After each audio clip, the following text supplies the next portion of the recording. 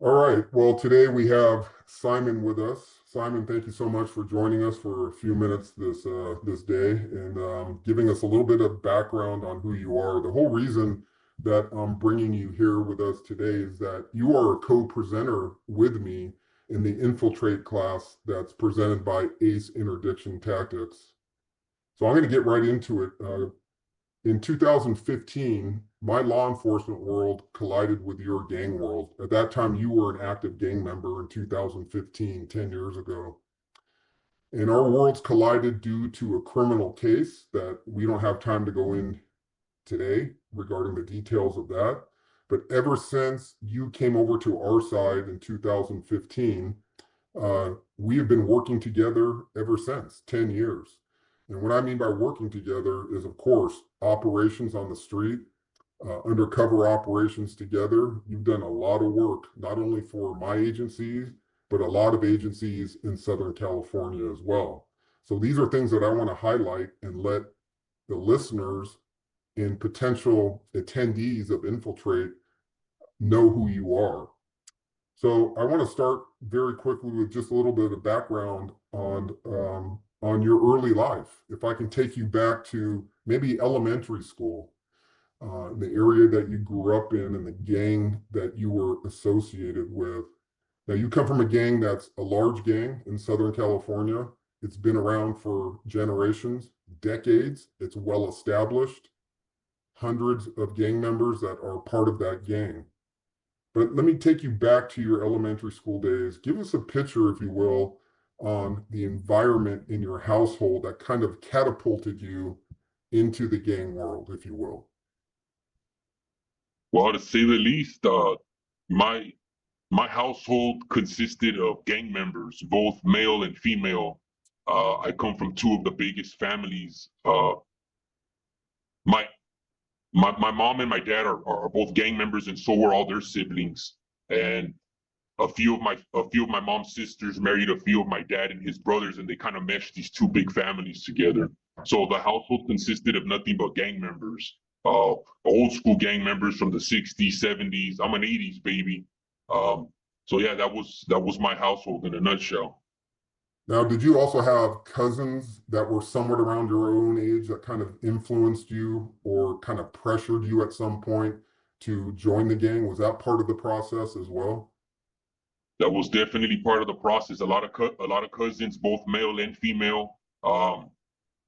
Man, at any given day, whether it be at my mom's parents or my dad's parents, uh, there would be at least a good 15 of us cousins, um, who were for the most part being babysitted because our parents were out and about doing their thing. They were young, active gang members, and they would leave us to our grandparents most of the time. So yeah, definitely the cousins had a big influence, and they ranged in ages at that time anywhere from the age of like 6 years old up to like 25 years old. Got you. Now, I think you and I have discussed many times in the times that we've been together that, we as humans all have a choice, but there are some environments where you do not have a choice to escape from. And I understand that. And it sounds like to me that you were surrounded by the gang subculture, your parents, your uncles, your aunts, um, your siblings, sisters, brothers. At some point, you did have to make that decision to either join the gang or, as you say, be bullied and ridiculed uh, pretty much for the rest of your adolescent years. And you made that choice to join the gang. Now, in joining the gang in Southern California and in most areas, there's a jump-in process. For you specifically, can you kind of describe the jump-in process for you? How did that go down? Where did it happen? And what did it consist of? Yeah, I got jumped into the gang at the age of 11 years old. I was a fifth grader going into the sixth grade. It was a summer of 1994, and the jump-in process is it, it's every gang does a little bit different as far as how many people participate in it. For me, it was about six gang members that surrounded me and put hands on me. Um, three out of those six gang members were my own cousins. Gotcha. And that jump in process lasted for, it's not like there's somebody actually right there counting. Then again, there's gangs that do that and they count whatever their street number is. I mean, every gang does it a different way, but myself at that time, there was no counting process. I guess I just got beat on until they kind of felt bad for me. You know, Gotcha. because when one gets jumped in, you definitely don't win. You know, you're surrounded by a bunch of dudes, so yeah, you get it put on you pretty good. Let me just ask you this real quick, kind of off topic. Now, there are some females that are true hardcore active gang members. Not as many as men, but they are out there. Now, if there's a female that has that within her to be an active gang member for the hood, do they go through the same jump-in process as the males do? Most definitely, brother. Yeah, we had not to mention names, but there was there was one homegirl, and not all homegirls fit that criteria or that standard to where they're they're looked at or they're recognized as one of the fellas, you know, because obviously it's a female. But from time to time, in every generation, there rises a female who's just like the fellas, and the fellas take no pity on her. You know, she walks and talks just like a dude. Her strut is solid. Everything about her's it's like a dude. So yeah, we had one that got jumped in by us, and she's continuing strong to this very day. Now, do they get jumped in by only females or a mixture of males and females, or do the males just sit back and let the females do the work? You well, I can't speak for any other gangs, but when we put the homegirl on, I myself participated in that, and there was no other females beating on her. It was a bunch of dudes, Hmm. maybe about 7, 8 of us at that time when we jumped her in. How did she do? She did well, bro. I mean, she's a big girl. She's pretty hefty, you know. She's about maybe 350, Yeah. 350 pounds, 5'2", built like a little tank. And Yeah. yeah, she did looking back at it, she did pretty good. Let me move on to another topic. So you said that you got jumped in at a very young age. You got put on in the 5th grade. You weren't even at elementary school. And I don't want to speak about you specifically, so let's keep it generic within the gang subculture. When a new gang member gets jumped into the gang, what are the expectations of that new gang member as far as work being put in for the gang? You said it. You said it. The expectations is for that new, not even a recruit because he's part of the gang now. And the expectations are for him to put in work. And prior to being, you know, while they're going through the recruiting process, just that alone in that stage, they're already proving themselves. You know, they're hanging around. They're going to parties with the fellas. They're outside on the block, on the corners. They're packing. You know, and it's in those times where you get to see what one's built of. You know, especially when you get an occasional rival that cruises through the neighborhood.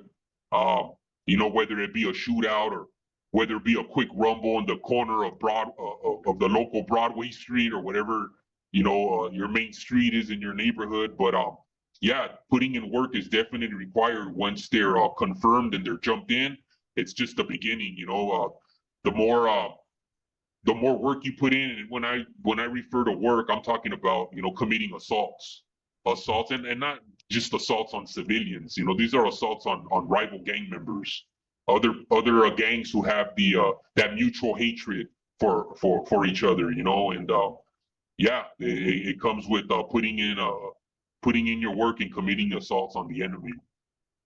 Now, you brought up an interesting term there, not assaulting civilians, normal citizens. You said it that you're an 80s baby. You were a gangbanger back in the 80s on the streets. And I think you were schooled differently than what we see today in today's gang members. Was it basically a hands-off policy on normal citizens, as you would call them, civilians? Your fight is not with the civilian population in your neighborhood. it's with the rivals and enemies that are looking to kill you as well. Is that pretty accurate? Yeah, that's accurate. You know, the ones that we looked at, the generation before mine, um, they did a really good job of implementing that the fight and the struggle wasn't with the public, it wasn't with regular people trying to live their lives. You know, it was with the rival gang, and that was the focus. Got you.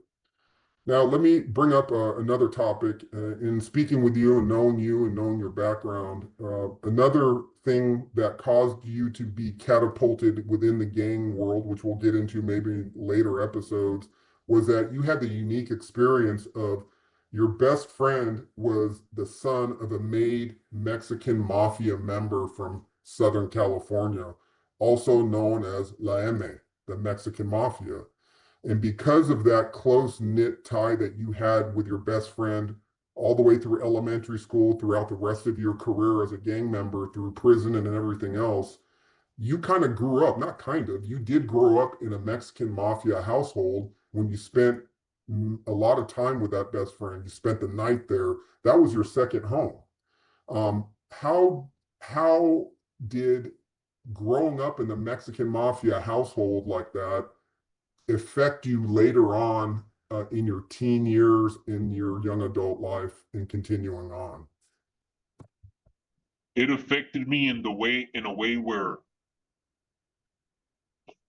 let's see, how can I word this? Where there was a lot required of me because of the knowledge that I had, um, and the close ties to my friend's dad. Um, we were expected to do more than the average, if that makes any sense. Yeah. And And go ahead. yeah, and that and to get into that just a little bit, you know, we had a we had an obligation to fulfill, and at the beginning, it it was nothing but just going to different households and collecting money. You know, we were kids doing this. We didn't know how deep that rabbit hole went and the dangers of it. You know, um, but yeah, we were going from household to household in the county, everywhere in the county, and we were doing that. You know, we were picking up large sums of money from different households who were willing and dealing. You know, and as you know, and as a lot of law enforcement officers know, that these houses, these drug dealers, they have to kick up a third to the Mexican mafia. If you're dealing in the neighborhood in one's territory, you got to kick up that money, and and usually, you know, these mobsters, a lot of them can't go personally and collect it themselves. You know, most of them are washed up, they're doing life, they're in a prison cell, so they choose their closest people to them, people that they trust, you know, whether it be their own son, their own nephew, the son and his best friend. You know, that was certainly my case, my situation. And then to add to that, the gang that you are from also has a Mexican mafia member that heads your gang. I believe he's a lifer as we speak right now as well, but he has crews and soldiers out there working on his behalf. At your young age, teenage years, and going forward, were you also a worker, a soldier for that Mexican mafia member as well? Yeah, I could honestly say, at the age of 14, 15 years old, I was out there on the streets on behalf of two Mexican mafia members. I was at their not their discretion, but whatever needed to be done, I was certainly the one to go and do that. Now, to wrap this all up for this short episode that we have is fast forward to where we are now. We're speaking with each other. We got a class coming up here pretty soon. Would you ever thought in your wildest dreams, if you were to go back 20 years ago when you were locked up in what we call the SHU program, locked down 23 hours a day, that you would be teaching with a cop across the country around Southern California and up and down the state of California and telling your story to literally thousands of people? Would you have thought that 20 years ago? Man, not in my wildest dreams, brother. Not in my wildest dreams. I would have never thought that. It's funny how life turns out, you know? Just when you think you have your outcome or your future kind of set out, or you have it pictured in your head of what it's gonna be, um, it doesn't always turn out to be that way, you know, and definitely it hasn't for me. I was one that I was really entrenched into gang culture. It was in my blood. I lived it and breathed it as an adolescent. I lived by the code to the fullest. You know, I spent a lot of my years behind bars, and I was indoctrinated in every way imaginable when it comes to gangs. And I would have never seen that in my future. Not that I ever had a distaste for police or for law enforcement. I never thought of them as the enemy. I just looked at them like they got a job to do, and somebody's got to do it. You know, they're on that side. I'm on this side. But for me to ever picture myself being on that side with law enforcement, no, brother, I would have never ever imagined that. I personally thought that my future would have been serving a life sentence in a prison cell. Interesting. Well, I can say this. I'm glad that you're over here on this side. As I mentioned in the opening, you and I have been working together now for 10 years, and I couldn't imagine a better way for me to end my career. You came in towards the end of my career, and all the work that we did, and all that work, we kind of rolled that into training other people about the good, the successes that we had, some of the hurdles that we had to jump through, the rings of fire that we had to jump through. And then again, like I said, some of the successes as well. So I would have never thought it as well. Like if you would have asked me 25 years ago that my training partner would be a lifelong gang member who changed his ways and came over to our side and did all the work that you did for not only our agencies, but many others. I couldn't have think of a better way to end my career and continue in the law enforcement world with you as well. So thank you so much for everything that you've done and for being with us here for this quick 10 minutes or so. My plan is, and I think you know the plan is, to do some installments, some quick 10-minute video clips like this, maybe every week, every other week as our schedules permit. And we'll dig deeper on our next one to find out what it is like to be a gang member in Southern California in the 80s, 90s, and being active out there. So again, Simon, I appreciate your time. I will be in touch with you. Be safe out there, and we'll see you soon. No, brother, you got it. Talk to you later, brother. All right, my man.